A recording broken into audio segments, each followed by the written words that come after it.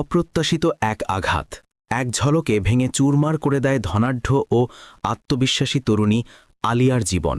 যখন তার ডান হাত মর্মান্তিকভাবে আঘাতপ্রাপ্ত হয়, ব্যথায় প্রতিটি শিরা উপশিরা কাঁপতে থাকে, তখন সে নিজেকে আবিষ্কার করে এক অচেনা অসহায়ত্বের গভীরে। সেই চরম মুহূর্তে তার দৃষ্টি খুঁজে নেয় এক সাধারণ অপরিচিত যুবকের চোখ, অর্জুন। যন্ত্রণার তীব্রতায় ছটপট করতে করতে সে বলে ওঠে, যদি তুমি আমার এই ভাঙা হাত ঠিক করে দাও, আমি তোমাকে 10 লাখ টাকা দেব। প্রশ্ন জাগে, সেই এক ঝলকের সিদ্ধান্তে কি বদলাতে পারে? অর্থ কি মানুষের সম্পর্ক তৈরি করে, নাকি মানবিকতার উষ্ণ স্পর্শ কাউকে তার নিজস্ব যন্ত্রণা থেকে মুক্তির পথ দেখাতে পারে?